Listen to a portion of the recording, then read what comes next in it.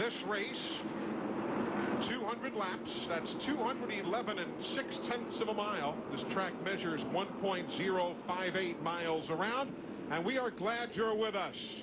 With heavy hearts, yes, but as Adam Petty would have wanted it, we're going racing here in New Hampshire. 3 wide down into turn 1. Into turn 1.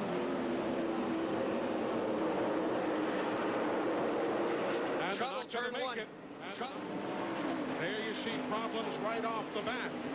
That's Bobby Hillin has crashed. Several others involved in that incident up in turn 1. See what happens again. A lot of guys get kicked out right there. The 55, that white car, that's Michael Rich. Looked like Michael Rich might have got in the back of Hillin just a little bit, getting into turn 1 and turned him a little bit sideways. And when you get up there, there's nowhere to go. There's no groove up on the high side of this racetrack. Chad Chaffin hard in the wall there. Looked like Joe Bessie might have bounced off of him in the 6 car. That blue machine, the powder blue, Glenn Allen Jr., he spins to try and avoid. And as oftentimes it happens in a hurry here at New Hampshire International Speedway. Let's ride and see exactly what happens here. Jason Leffler giving us a look. Mike Dillon in 21 there just did avoid Joe Bessie as he started down across the racetrack. A lot of guys staying low. Boy, you saw Hillen's car kind of climbing the wall there a little bit. Larry Backhouse He in can always go trouble. straight forward or straight back. That is Jeff Purvis, who has problems going into turn 3, running in the 28th spot. He had sparks coming out from behind the car about 2/3 of the way down the back straightaway. Then the car never did turn. Jeff Purvis brings out the second caution. And then here's what wrapped it up. Okay, something on the right front's broken. He goes almost into that corner head on. Now he hits the wall again. You see no steering whatsoever left on that car. So Jeff Purvis's day comes to a premature finish. But he's pretty pleased with the car. He's making headway toward the front also. Just behind in that light blue car, Jason Schultz. Oh, boy, big crash. Around goes Derek Gilchrist to the number 15, the 82, Glenn Allen Jr., as they tangle, running in 29th and 30th spot, respectively, and caution is again on the speedway. Oh, 3 wide. That just hardly ever works on a flat track. Three wide going in there. The lucky guy there was Anthony Lazzaro in the 97, the 44, Justin Labonte, all those guys going by. Bobby Hillin says, I've had enough wreck today. He goes down on the flat and goes by. Bobby's already down some 8 laps by virtue of that first caution flag of the day. Green, this is again what they were talking about before. You're riding with Jason Leffler down in the corner. Sometimes you just go right through the middle and get lucky. Ricky Craven chasing down that man, Tim Fedua. The crew cheering him on. He's up by 9/10 of a second on Kevin Harvick. Welcome back, everybody, to New Hampshire. Randy LaJoy being tended to, his car in the wall as he and Buckshot Jones tangled going up into turn number 3. And we'll take a look at what happened. First time we're seeing the replays ourselves. Buckshot on the inside, Randy on the outside. They make contact right there, and around goes Randy LaJoy. Unfortunately, the driver's side hits very hard getting into that corner. And if you follow NASCAR Busch Series racing, these guys have tangled in the past.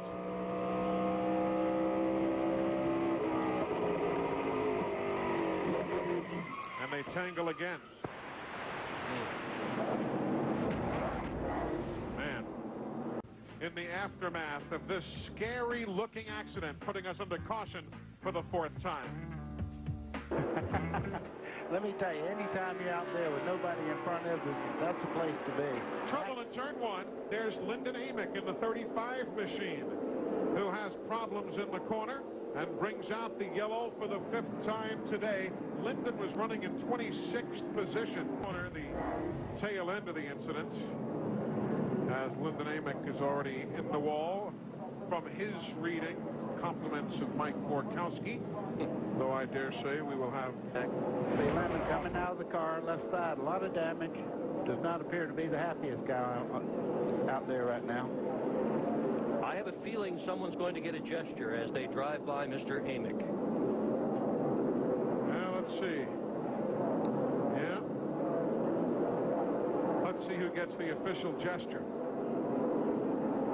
Looks like Mike Borkowski, yeah, who is getting the "what were you thinking about?"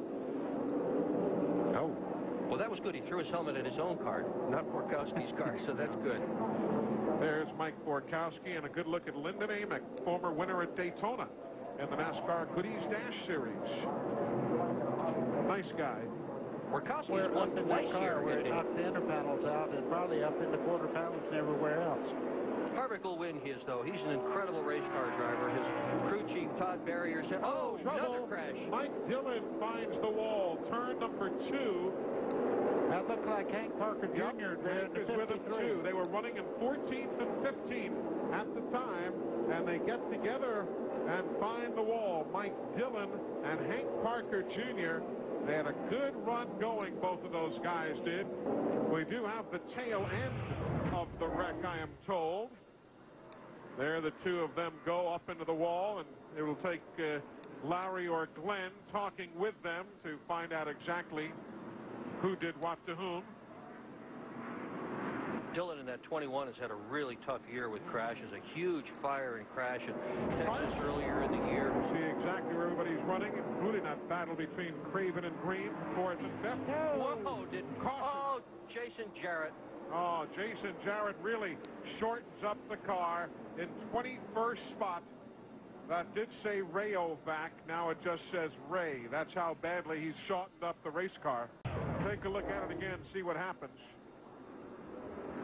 Don't know if he had contact with Borkowski. He was to the outside of him. Man, that was a wicked hit. Thank goodness for the fuel cell that they have now. It's a rubber bladder tank instead of the old metal tank that we used to have. That would have been a serious fire just a few years back. Mike Borkowski was there with Jason Jarrett as we look from P.J. Jones' car, and there Borkowski just shoves Jarrett out of the way. Same fellow who was involved at the other end of the racetrack with Lyndon Amick, and here we see Jason first throwing one item, and then well, that's later on. That's one heel heat deflector, and now he's going to throw the other one at him. A left-hander. And Borkowski, the receiving end there. There's Mike Borkowski, who continues on the racetrack, now running in the 8th spot. Hart, Atwood, Pinawa, and Jeff Green. Yeah, you could tell old Sandy Jones was double clutching. Big trouble. Teddy Christopher in the hard hit for Ted Christopher. Now the question is, as they come back to the stripe, will they be able to get the track cleaned off in time to resume the race? Here comes Steve Clark. He'll take the caution. Everybody else who's involved in the accident now has managed to drive away. There goes Dick Trickle. Here comes Buckshot onto the pit lane. Only Ted Christopher remains out there in turn 2, so they ought to be able to get the track cleaned off. Big fire. Fire in the middle of the backstretch. Trickle. Look at Trickle. He just wants to get back in. He's still driving that thing. Yeah. Trickle, time to leave. Get out of the car. Well, the fire's out. Let's take a look at what happened out there in turn number 2. Christopher's already sideways in that deal. Bobby Hamilton Jr. there. They made contact, he and Christopher. You can see 17, Jason Shuley. You saw him go around. Watch it again. Out of turn 2. There's Trickle coming straight up the wall there. There was Raines got involved. Tony Raines did in the 33. And there's debris all over the place out there. Look at Trickle driving this car on fire. Can you imagine driving a car on fire, trying to get to the pits to get them to fix it so you can finish the race. I've done it when I was running 200 miles an hour. I didn't have any other choice. But when he was down that slow, I believe I'd have been bailing. Yeah. Let's see what it looked like on board with Dick Trickle. Passing the start-finish line, so they got to come off of turn number 2 yet. Remember, Christopher's going to go ahead there.